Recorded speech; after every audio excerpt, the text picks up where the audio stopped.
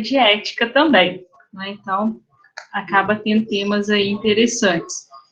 E, inicialmente, eu pensei, né, olha, como que eu vou propor, né, que tema que eu proponho, já que são alunos, né, dos cursos de Direito e de Medicina, então, inicialmente, eu tinha até pensado em falar alguma coisa sobre ética, de repente, ética médica, direito médico, né, alguma coisa nesse sentido, mas depois eu resolvi falar assim, olha, não, vamos abordar um tema um pouco diferente, porque essas disciplinas certamente vocês veem na faculdade, vocês trabalham aí nos projetos de pesquisa também, então também acabam, né, trabalhando essa perspectiva da ética.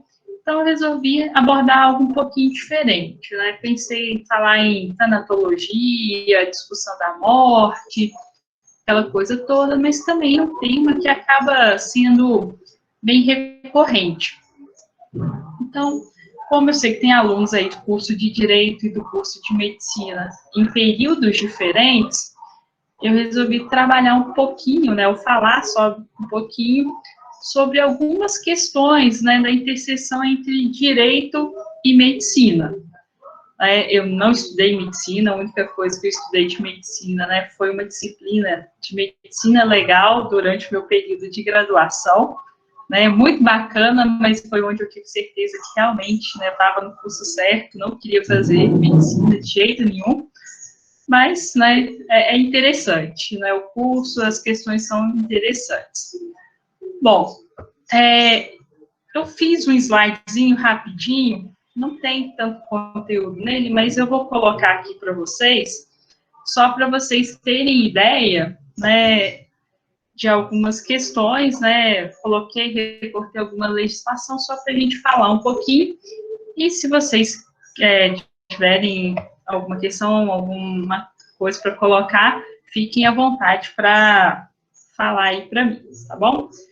Vou abrir aqui, deixa eu testar essa apresentação. Vamos. Ok.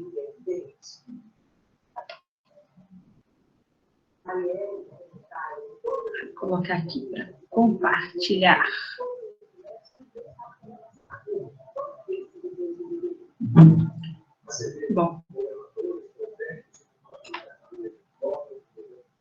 Bom, eu não estou os vendo, né, neste momento, mas qualquer coisa, fiquem à vontade. Bom, então, o tema, né, que eu propus seriam os avanços e entraves, né, legais do direito frente às inovações na medicina. Isso por quê, né? Por que eu pensei nisso? Tanto por questões de discussões que nós temos hoje, né, devido à pandemia, as possibilidades de tratamento em relação à doença do Covid-19, quanto questões envolvendo as pesquisas, as vacinas, né, as aprovações ou não das vacinas, e a gente tem, né, questões de entraves de recursos técnicos, tecnológicos em relação à medicina, mas o direito também acaba envolvendo e sendo envolvido com essas questões, esses aspectos, e que não dá para dizer que são apenas em termos éticos, né, como nas discussões que a gente tem aí de vez em quando, como, por exemplo, em relação à questão de células-troncos, o uso de células-troncos, a destinação dessas células que não serão usadas para fins de pesquisa e assim por diante. Então, o que tem, né, na medicina e no direito? Né? O que nós temos em relação a isso? A gente tem, né, uma constante que são os avanços tecnológicos. Eles acontecem independente, né, das nossas perspectivas pessoais, é alguma coisa que sempre vem acontecendo, e a gente busca isso como forma também de ganhar qualidade de vida, melhorar a expectativa de vida, e em uma série de outras áreas, então isso na medicina é muito presente. No direito também se faz presente hoje, né, em alguns ramos, com o uso, por exemplo, da inteligência artificial para gestão de processos, para a realização de plataformas de processos e uma série de outras questões. E temos no direito algo que também é bastante constante, que é a necessidade de a gente ter uma certa certeza e segurança. Aliás, o direito surge muito dessa necessidade que nós temos de certeza do que vai acontecer, de uma certa certeza em termos de expectativa da conduta humana. A gente precisa ter uma noção mínima do que vai acontecer. A gente precisa saber, olha, por que eu trafego, eu dirijo com certa tranquilidade hoje nas nossas cidades? Porque eu tenho uma expectativa, eu tenho a certeza de que as pessoas não vão simplesmente avançar os sinais vermelhos, não vão invadir a contramão e provocar um acidente em que eu possa falecer. Então, eu tenho uma expectativa, eu tenho uma certa certeza, porque eu tenho normas, eu tenho regras que regulamentam isso. E eu tenho uma certa segurança também, partindo da ideia de que, olha, eu sei que essa lei existe, essa lei tem uma perspectiva de duração a longo prazo, o Código Penal, eu sei que matar é crime, eu sei que se eu matar alguém eu vou ser condenada, se eu for condenada eu vou ser condenada à prisão, não existe pena de morte a princípio no Brasil, não existe pena de trabalho forçado para esse tipo de crime, nem para outros, detalhe. Mas eu tenho essa segurança, eu tenho uma previsibilidade, eu tenho a segurança de que a Constituição vai durar, ou pelo menos nós pretendemos que ela dure, apesar do nosso histórico constitucional, de já termos passado aí por várias constituições, desde a primeira, de 1824. Então, nós temos essa, vamos dizer, esse objetivo do direito e essa necessidade do direito, que reflete uma necessidade da nossa sociedade, até para a gente ter esse convívio dentro da sociedade. Só que aí nós temos, ou surgem algumas questões, em alguns temas, que o direito tenta trabalhar, tenta legislar, principalmente para a gente no Brasil, que temos uma origem no direito com uma tradição de códigos e legislação escrita, que visam exatamente durar no tempo. Existe uma certa dificuldade, pelo menos teórica, de se reformar ou de se revogar essa legislação escrita. Então, vão surgindo temas que a gente precisa, então, tratar deles juridicamente, porque a gente, de fato, não tem certeza ou segurança quanto a algumas situações do nosso convívio. Um dos grandes temas que eu trouxe para a gente exemplificar e tentar entender um pouquinho do que eu me propus a falar é exatamente a investigação de paternidade. Por que investigação de paternidade? Juridicamente, nós temos um tratamento sobre a questão da paternidade. A gente estabelece que, uma vez estabelecida a situação de filiação, existe ali um parentesco e uma série de normas, obrigações e direitos decorrentes desse parentesco de filiação. Então, por exemplo, se eu tenho um filho, uma filha, eu tenho obrigações de cuidado, de manutenção dessa pessoa, inclusive material, de amparo psicológico, de amparo de uma série de questões. Enquanto menor, tem o dever de educação e uma série de outras questões que me envolvem, e eu vou ter também nesse vínculo, outros vínculos decorrentes disso, por exemplo, em relação ao meu patrimônio pessoal, eu não posso dispor dele, em testamento de forma livre, de todo o patrimônio, porque parte tem que ser resguardado como herança para minha filha. Então, eu vou ter uma série de consequências legais já estabelecidas que nos garantem uma certa previsibilidade, uma certa segurança, uma certa certeza do que vai acontecer ou do que decorre dessa situação. Só que estabelecer a própria situação de paternidade ou de filiação, hoje incluindo aí também a maternidade, nós não temos, né, ou não tínhamos, maneiras muito seguras de estabelecer isso.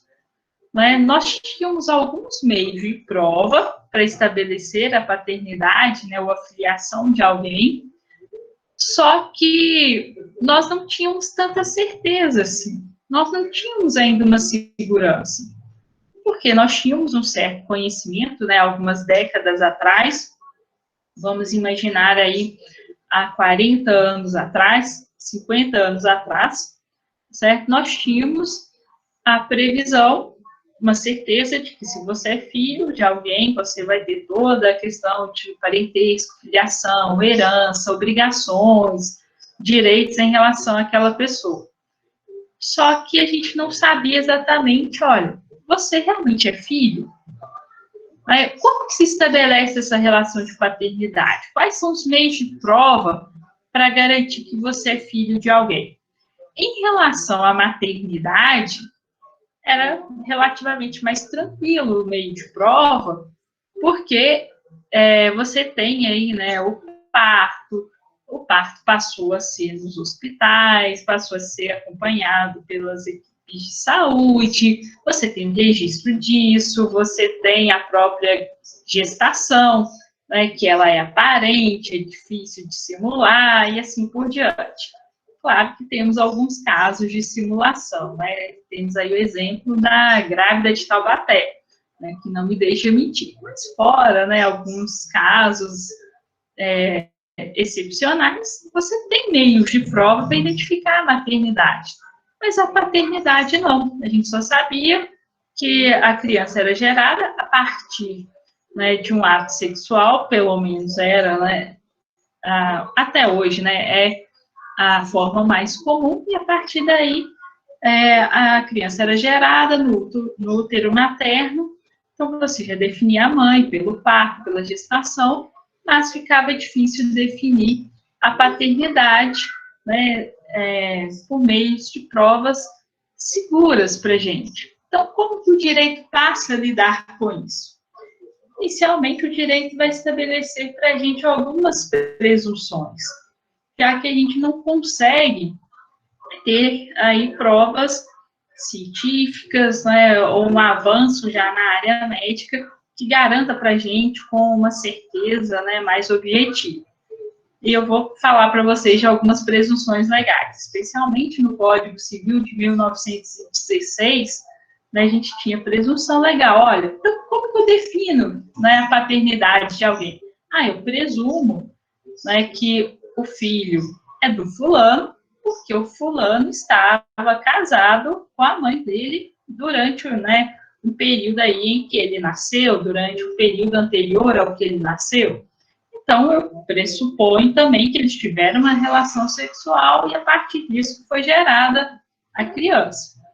Então, tínhamos presunções legais, né, que eram presunções bastante fortes quando se tratava do casamento, da existência do casamento. Mas eu chego lá.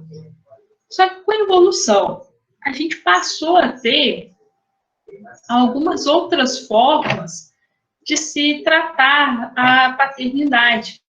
A gente começou a ter alguns exames médicos, né, com base nos estudos, principalmente de genética, de características gênicas e fenotípicas, que possibilitaram o estudo, inclusive, né, alguns elementos sanguíneos, que possibilitavam, se não definir que a pessoa era filha do fulano, mas pelo menos descartar a paternidade.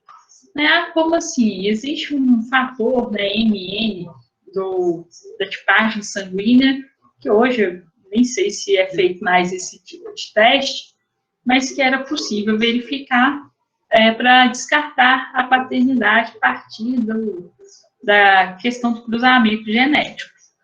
Assim como características, né, específicas, como a formação do lóbulo da orelha.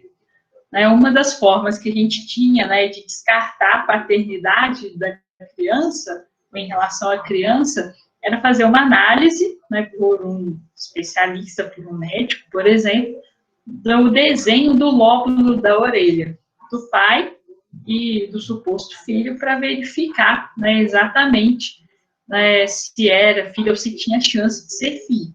Dependendo do caso, você conseguia descartar, dependendo você simplesmente dizer, olha, é inconclusivo, não dá para descartar, mas também não dava para afirmar. Até que a gente chega com uma evolução bastante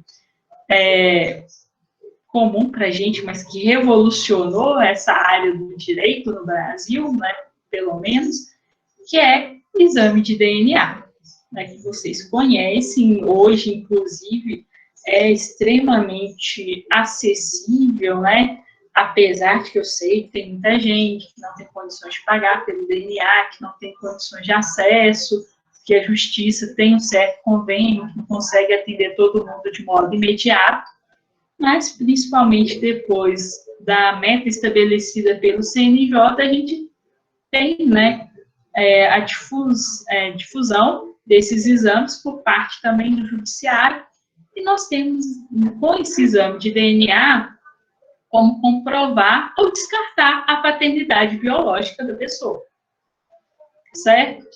Então, com 99,9% de certeza, para quem já teve a curiosidade de olhar, o teste, o resultado do DNA, sei lá, não é 100%, 99,9% de certeza, mas já é uma certeza para a gente que no direito é dificílimo de ter. Então, como é que a gente lida com isso no direito?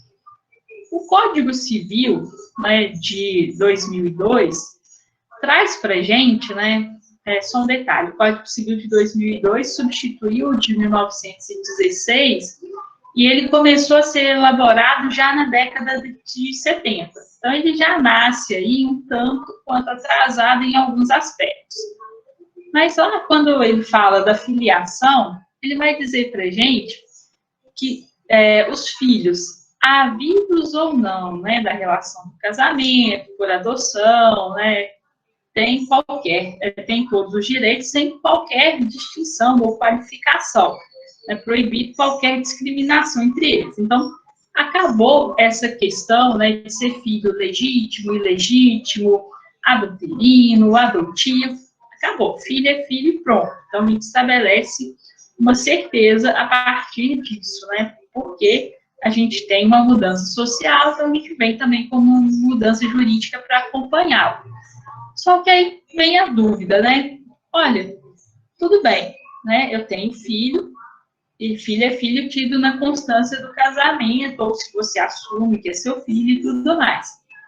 Agora, como que a gente garante, traz essa segurança para a pessoa, se mesmo que o pai não quisesse assumir o filho, ele é considerado filho daquela pessoa durante a constância do casamento.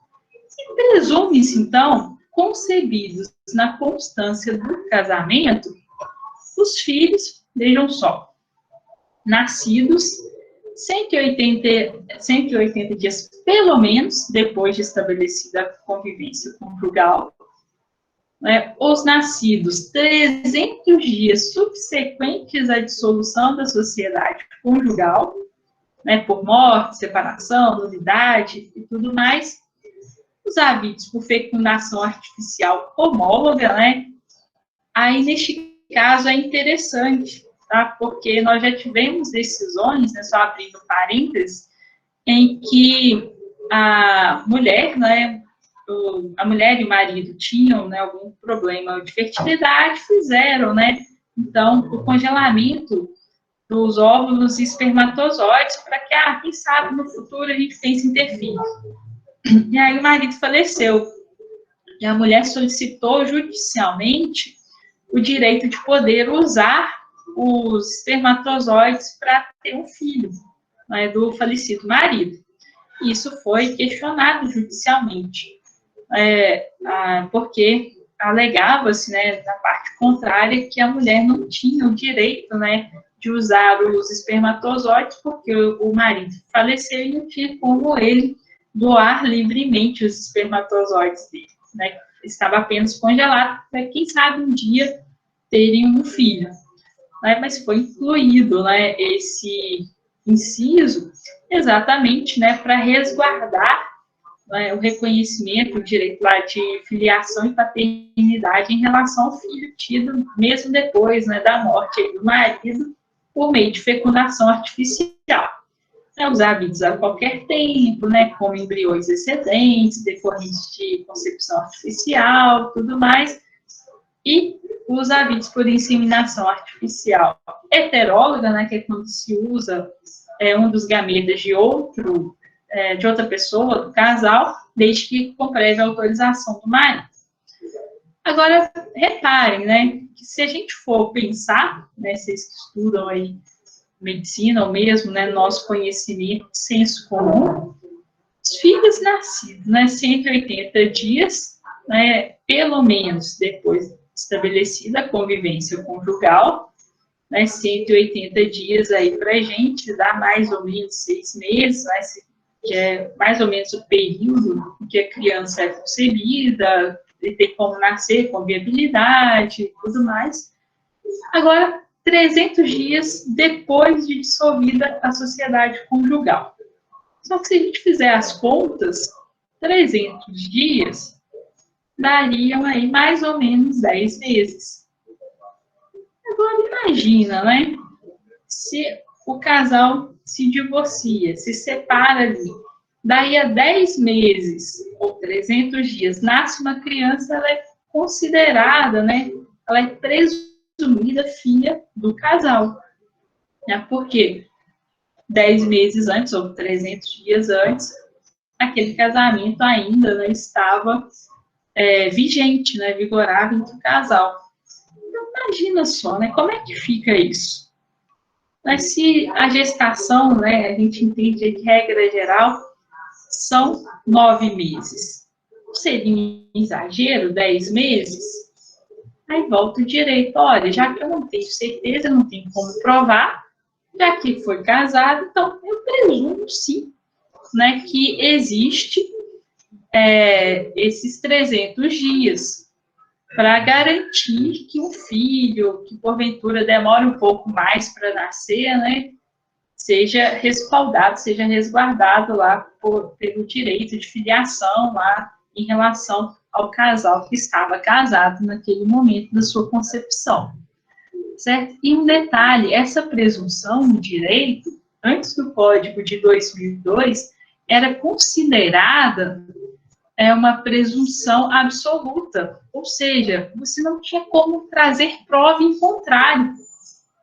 Então, imagina, o casal se separou logo depois, né, ou mesmo ainda antes da separação oficial, a pessoa já tinha outro relacionamento, se nasceu um filho ali, ele era considerado como filho do casal, por presunção absoluta, não tinha jeito de você provar o contrário.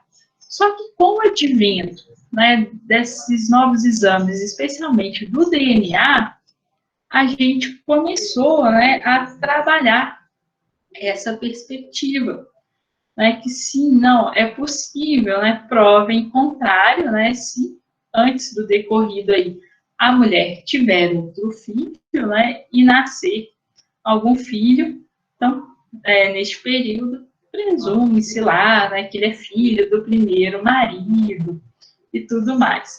Novamente, salvo prova em contrário. Então, vejam, né, a gente é para garantir, né, para trazer uma certa segurança, já que a gente não tinha uma certeza, não tinha meios médicos, científicos de provar. Com o exame de DNA, isso vai modificar bastante. Essa presunção passa a ser uma presunção relativa. Você presume que é filho do marido, né, ou de quem estava casado durante a constância do casamento. Mas se eu tenho hoje o exame de DNA, que tem um grau altíssimo de confiabilidade, eu tenho uma prova em contrário. Então, se eu faço o exame de DNA, mesmo que o filho nasça durante o casamento, eu tenho como provar que biologicamente ele não é filho, né, do marido e atribuir outra paternidade, certo? Então, é possível isso hoje, porque a gente tem uma evolução, né, médica na área científica que nos permitiu hoje que o direito revisse essa presunção, que estava no Código de 16, veio para o de 2002, se manteve. Inicialmente, os tribunais, mesmo com o surgimento do exame de DNA, mantinham como presunção absoluta, e hoje ela é pacificamente uma presunção relativa, certo? Só que aí o que aconteceu, né, com essa questão da paternidade? Ótimo, né? Resolveu nossos problemas, agora basta fazer um exame de DNA. Sim, nem sempre. O exame de DNA, às vezes, descarta a paternidade, às vezes comprova, né, se eu encontro realmente o genitor biológico da pessoa, mas a gente começou a enfrentar outro problema. Às vezes a pessoa era filha biológica de um, mas era criada por outro. Ou a mãe, né, se divorciou, o pai ou a mãe não tinham um casamento e o pai biológico não registrou, outro registrou no lugar. Então, como é que fica isso? Hoje o direito teve que evoluir, né, no sentido de que a filiação não é mais só biológica, tem outras características também. Existe a filiação ou paternidade registral, que é aquele que se declara lá no cartório como pai da criança, e também a filiação socioafetiva, né, que independe da filiação biológica. E já surgiu um caso também bem interessante, que apesar do DNA, não é possível de ser resolvido. Mas se a pessoa se recusa a fazer DNA, diante de outras provas, o juiz pode presumir que ele é pai. Mas tivemos um caso em que 2 irmãos gêmeos tiveram um relacionamento com uma menina, ela engravidou, teve uma criança, e na hora de fazer o DNA, como nenhum dos 2 assumiu a paternidade e ela não sabia diferenciar quem saiu com ela, já que os 2 saíram e ela realmente não sabia que era gêmeos e tudo mais, o juiz atribuiu a paternidade aos 2, porque eles são gêmeos, né, univitelinos, então o DNA é o mesmo.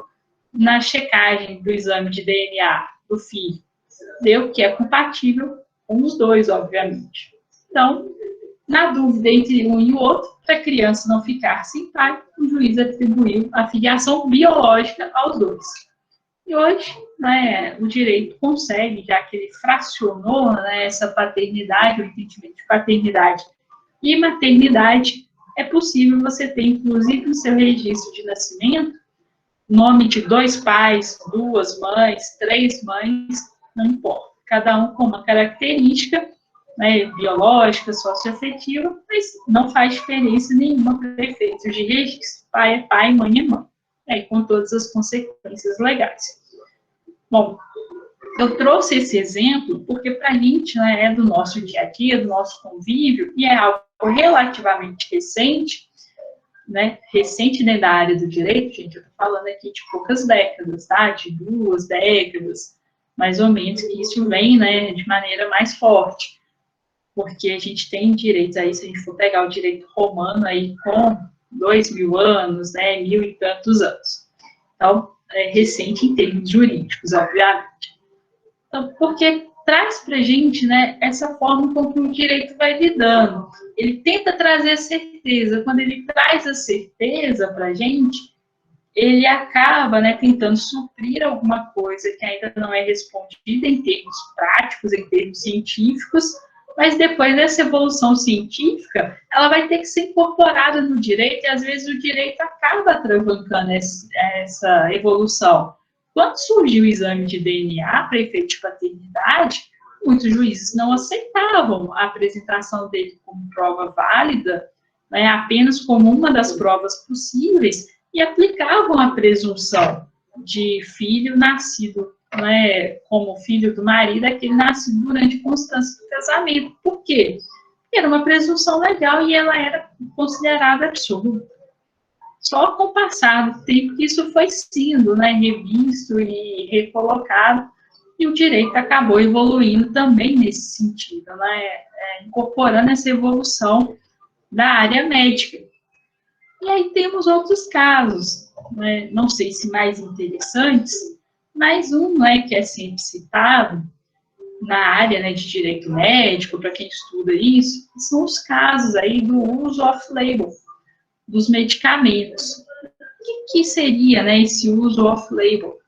São usos não previstos para os medicamentos já aprovados, regulamentados em comercialização. Por que isso? O que acontece? Nós temos a regulamentação do direito hoje a respeito de um monte de coisas para trazer exatamente aquela certeza e segurança. Então, na área da saúde, o direito também regulamenta. Ele vai dizer, olha, eu posso exercer a profissão desde que eu atenda, né, a requisitos legais para isso. Eu posso produzir e vender o medicamento desde que eu atenda aos requisitos legais. E alguns desses requisitos legais vão estabelecer que as agências de controle e fiscalização, como a Anvisa, por exemplo, vão estabelecer se o medicamento pode ou não ser comercializado no Brasil. E para poder ser comercializado enquanto medicamento, ele precisa ter passado por testes, ter sido comprovada a sua eficácia, eu preciso ter uma bula que descreva os usos, a posologia, né, a forma de tratamento e assim por diante. E, obviamente, eu vou ter um profissional da área de saúde que vai me prescrever esse medicamento. Então, se eu tenho que ter uma bula que indique os tratamentos, né, a posologia, para que serve, os efeitos colaterais ou as reações adversas, eu vou ter lá tudo discriminado. Só que o que acontece? Alguns medicamentos, tendo em vista que tiveram algumas reações, né, específicas, alguns efeitos que não faziam parte do tratamento inicial, eles começaram a ser utilizados para o tratamento de outras coisas. Né? A aspirina, por exemplo, que vocês conhecem, ela é utilizada para, inicialmente como analgésico, passou a ser utilizada para prevenção de trombose, por exemplo, devido à reação que ela tem, né, para não deixar o sangue coagular, como um anticoagulante. O Dramin, que a princípio foi usado, né, para prevenir ou combater enjoos e náuseas, ele começou a ser usado para provocar sonolência. O Viagra também é um dos casos aí também bastante conhecidos pela população em geral, que inicialmente foi desenvolvido para tratamento de problemas cardíacos. Aí um dos efeitos foi a ereção prolongada em homens, então isso acabou sendo utilizado, né, de maneira mais ampla aí, ou fora, né, da bula, e hoje inclusive é incorporado, né, esse uso. Mas o que acontece com isso, né? Pela prática, alguns médicos, algumas pessoas começaram a perceber que era possível utilizar esses medicamentos ou tratamentos para outras questões que não eram previstas antes. E aí vem o questionamento jurídico. Ah, tudo bem. E aí, o médico pode receitar esse medicamento? E pode receitar aspirina como anticoagulante se aquilo não estava previsto na bula? Se não fazia parte da indicação para aquele medicamento? Né? Pode ou não pode? Faz parte ou não da função do médico? Ele tem essa liberdade? Que, diante desses questionamentos jurídicos, o direito veio e disse, olha, pode. Por quê? Se o medicamento ele já está aprovado, o médico ele pode receitar. Se ele está aprovado pela autoridade sanitária, né, no Brasil, significa que ele já passou por testes, tem, né, toda um aparato de estudos científicos e acadêmicos e pode, né, também ser utilizado. Se já pode ser utilizado pelas pessoas para determinados fins, o médico, né, pontualmente, também sob sua convicção, né, sobre sua expertise, ele pode indicar, sim, para outros efeitos, aquele medicamento específico para seus pacientes, não tem problema, mas quem prescreve isso é o médico. Então, juridicamente, ele pode fazer, certo?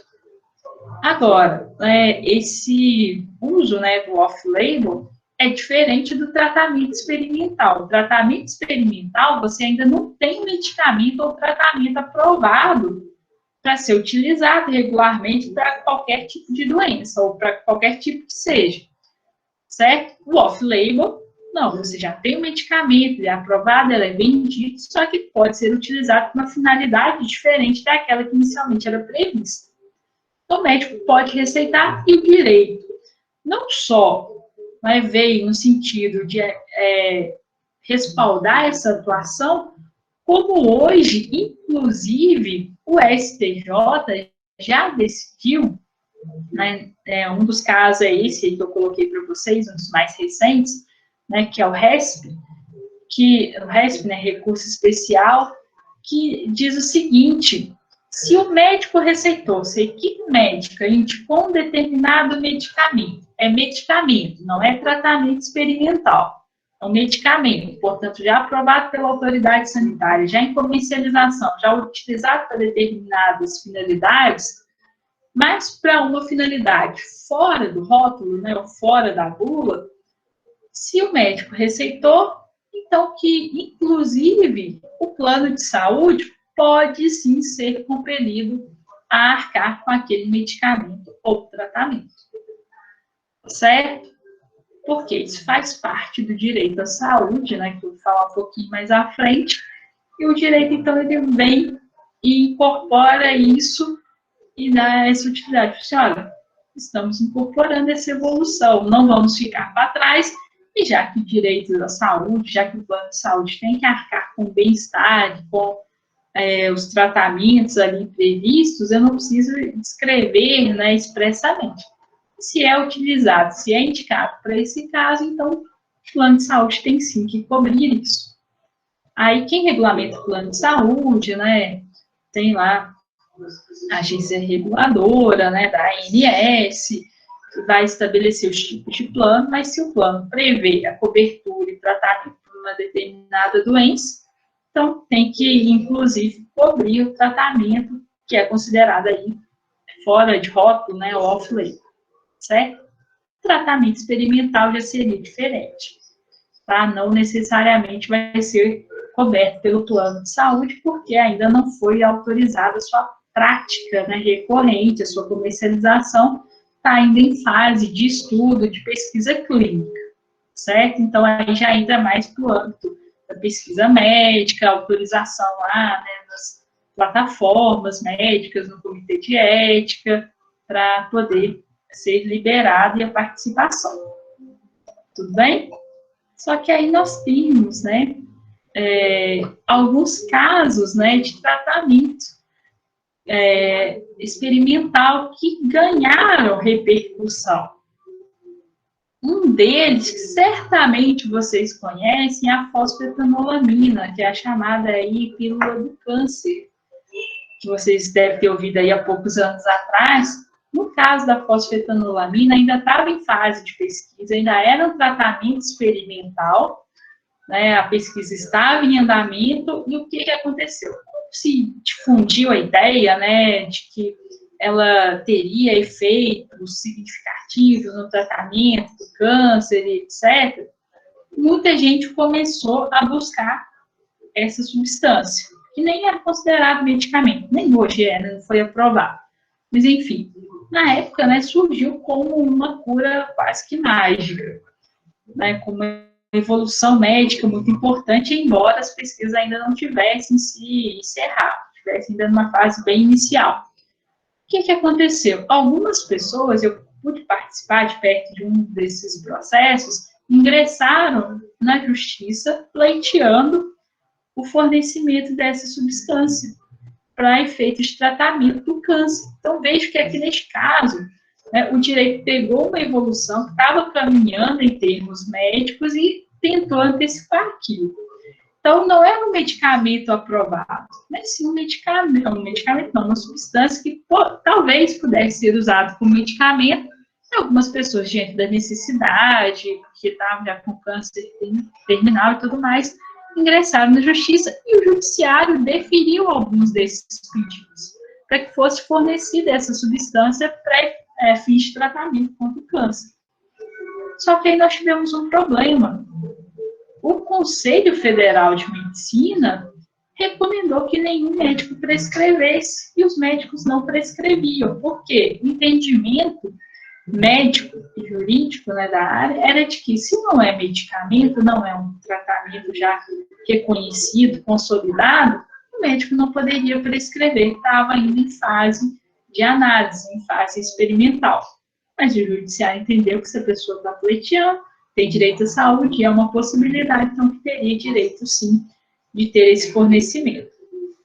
Foi, né, uma coisa um tanto desastrosa, muita gente conseguiu o deferimento judicial, mas não conseguiu, porque na época a USP, né, não tinha nem condições de fornecer substância, não se sabia posologia, né, qual é o médico que iria indicar para a pessoa, usa um remédio por dia, 2, 3, por tanto tempo. Então, é algo que o direito tenta resolver para a gente, tenta dar uma segurança, uma certeza para o tratamento, mas acaba causando alguns entraves na própria evolução, né, dessas pesquisas médicas. Na época, isso acabou sendo um pouco atropelado, que iam liberar, né, o fornecimento dessa substância, mesmo sem aprovação da Anvisa, por exemplo, sem terminar a pesquisa, mas, então, acabou gerando, né, uma repercussão tanto negativa, muito, né, inclusive por parte do judiciário. E aí a gente tem, né, essa discussão, hoje cada vez mais em voga, que é a questão do direito à saúde e a judicialização dele. É um direito, né, essa tentativa, né, de certeza, de segurança, de garantir, inclusive, a incorporação desses avanços médicos, tecnológicos, de garantir o acesso à saúde a todo mundo, já previsto, né, na Constituição, lá, desde o artigo 6º, quando coloca a saúde como um direito social que é garantido para todos, mas especialmente aí no artigo 196 e seguintes, que fala, né, que a saúde é um direito de todos, é dever do Estado garantir as políticas, né, sociais, econômicas, que visem a redução da doença, o acesso universal à saúde.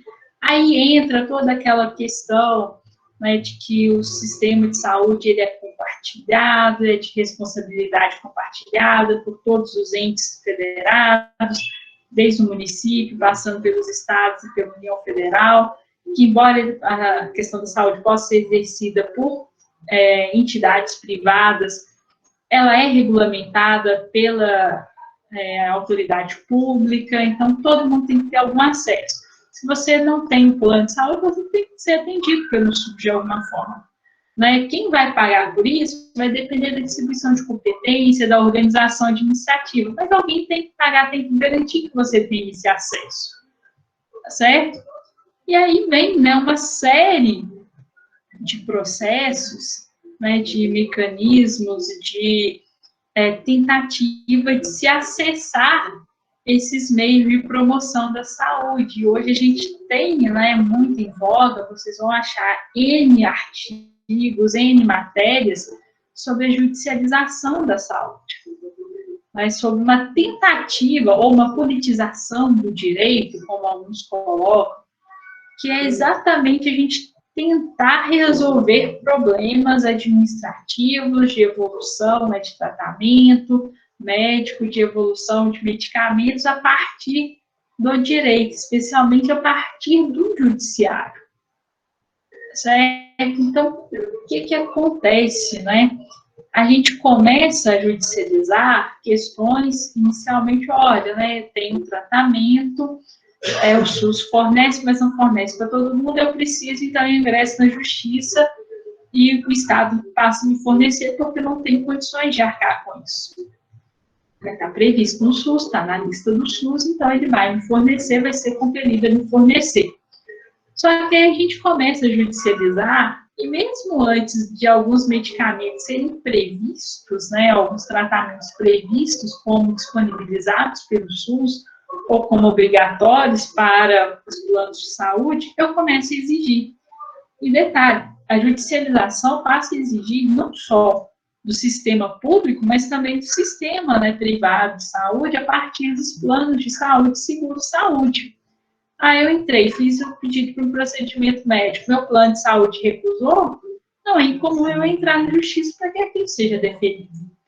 Né? Às vezes é um tratamento menos gravoso, mas não estava especificado no meu plano de saúde, então eu quero esse porque a chance de recuperação é melhor, né? Ou porque ele é mais efetivo, é mais eficaz, enfim. Então, começa a judicializar e a questionar, né, a pleitear isso. E o direito, né, mesmo antes da gente ter uma evolução, uma expansão técnica de algumas técnicas e tratamentos, medicamentos, ele começa a deferir isso, né, desses tratamentos em relação ao SUS, em relação aos planos de saúde. E temos os casos, né, que, embora o tratamento seja legalmente fornecido, você precisa entrar na justiça para poder ter acesso a ele. Caso muito comum hoje são, né, os acessos aí aos leitos de UTI para Covid-19, especialmente. Nós temos alguns casos em que foram judicializados, né, em que a pessoa precisava, tinha recomendação médica para ser encaminhada para o leito de UTI, e a pessoa não conseguia vaga. Então, teve necessidade de entrar no judiciário, o judiciário determinar para que a pessoa pudesse conseguir a vaga no leito de UTI. Só que já era um outro problema, né, em tempos de pandemia. A pessoa entrou no judiciário, né, conseguiu, deferiu se eliminar, mas e tecnicamente? Eu consigo atender isso? Em termos de capacidade de recursos materiais e humanos. É possível atender? Não é? Então, a gente hoje, devido, né, à sobrecarga do sistema nessa área, a gente começa a ter problemas nesse sentido. Não adianta eu judicializar, eu tenho direito, mas na prática, será que eu vou conseguir isso? Será que o Estado vai conseguir arcar com isso efetivamente? Então, a gente começa, né, a judicializar o direito, tenta avançar, mas acaba, às vezes, esquecendo desse avanço técnico, né, médico, e acaba gerando alguns entraves para isso, né, para esse atendimento, para otimizar melhor o atendimento, para colocar, ou possibilitar um atendimento mais adequado. E o caso, né, que eu coloquei aqui, que é interessante, é o uso da eletroconvulsoterapia, né, uma terapia de choque. Até começar a estudar, né, sobre essas questões jurídicas de acesso à saúde, a gente via, né, a questão da eletroconvulsoterapia, ou terapia de choque, como um tratamento extremo que foi utilizado durante um período, já algumas décadas atrás, principalmente no período da grande expansão manicomial, né, vai ter presente lá no Museu da Loucura em Barbacena, para quem não conhece, né, vale a pena saber a respeito, e que isso ficou obsoleto, ficou ultrapassado, é um absurdo a gente usar isso, né, a gente coloca que quase que no mesmo patamar da lobotomização, né, mas não, que isso, né, de jeito nenhum.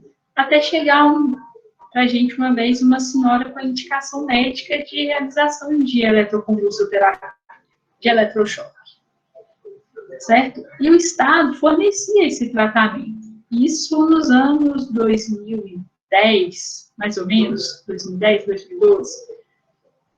E tinha indicação médica, né, tratamento específico dela.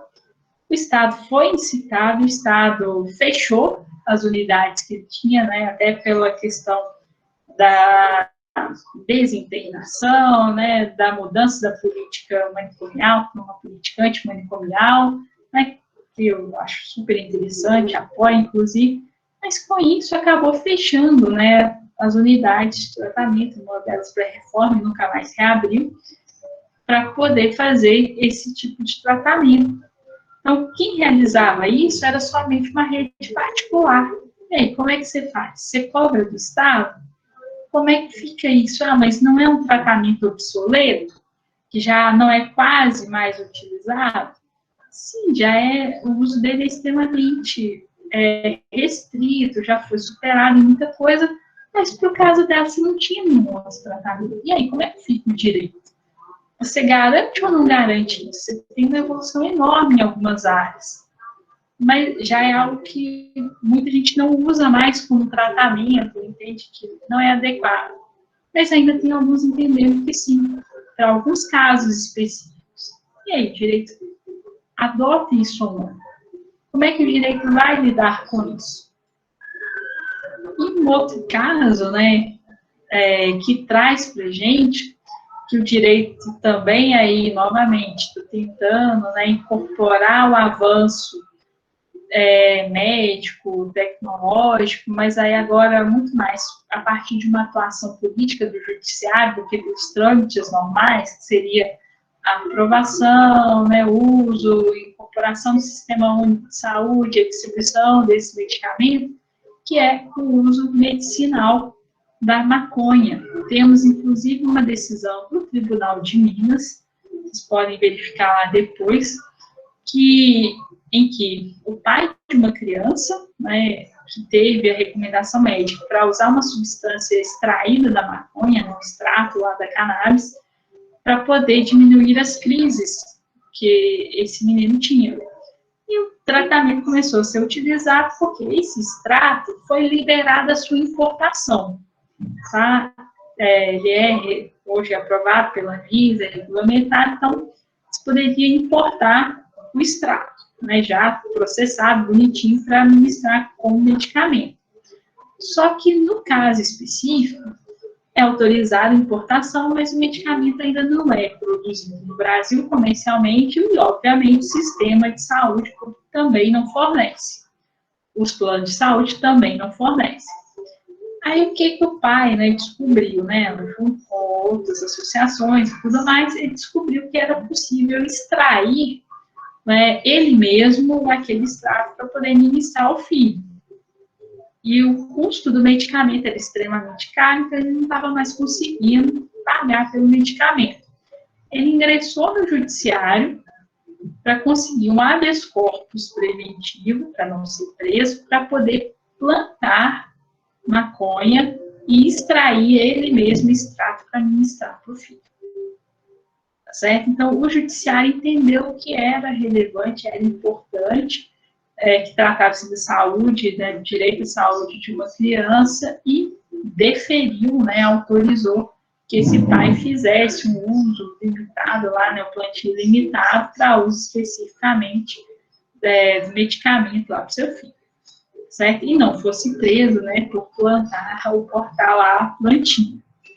Então, é uma decisão, né, interessante, porque acaba trazendo, né, ainda a gente não avançou em termos jurídicos quanto à questão da legalização, né, ou da descriminalização mais ampla, né, do uso, da comercialização da maconha, como já aconteceu em outros países, mas esse extrato foi autorizado, a importação dele, e esse pai conseguiu. Né, é uma decisão pontual ainda, né, mas já traz para a gente, né, essa tentativa do direito de incorporar isso. Só que qual é o problema? Vai acabar gerando insegurança, né, ou fomentando também uma insegurança jurídica, até a gente ter uma decisão judicial consolidada ou ter uma alteração legislativa que consolide isso. Porque ele pode plantar para o uso do filho dele. Mas, ao mesmo tempo, nós temos algumas associações de pais, né, de pessoas que têm algumas doenças que são tratadas com esse extrato, com outros derivados da maconha, se organizaram para importar esses medicamentos, mas agora, né, tiveram a importação desses medicamentos barrada por questões, né, de autorização da Anvisa e tudo mais. Então, como é que fica, né? Eu posso produzir ou não posso? Alguns vão entrar pedindo também a mesma produção, mas vão ter um indeferimento do judiciário. E aí, como é que fica isso? Como é que a gente vai lidar com isso? Certo? Então, são questões, né, que a gente está evoluindo. Mas e o direito? Até onde que ele vai nesse ponto? Bom, pessoal, sem estourar tempo, né? Basicamente, era isso, né, que eu queria falar com vocês. Deixa eu parar aqui a apresentação. né? Me desculpe, né, como estava na tela de apresentação, eu não consegui aqui acompanhar, né, o chat, mas espero que eu tenha, né, trazido algumas questões para a gente pensar, né, para a gente poder refletir a respeito, no que eu puder contribuir com vocês, estou à disposição, né, se quiserem perguntar alguma coisa, depois quiserem contatos também para a gente conversar sobre outras questões, né, não, é só mesmo para a gente levantar aí algumas coisas a respeito. E, no mais, obrigada, gente, obrigada pela paciência, né, obrigada pela assistência. Então, Não, claro, beleza. se quiserem fazer. Obrigado, Rô, pela apresentação, pela disponibilidade em vir.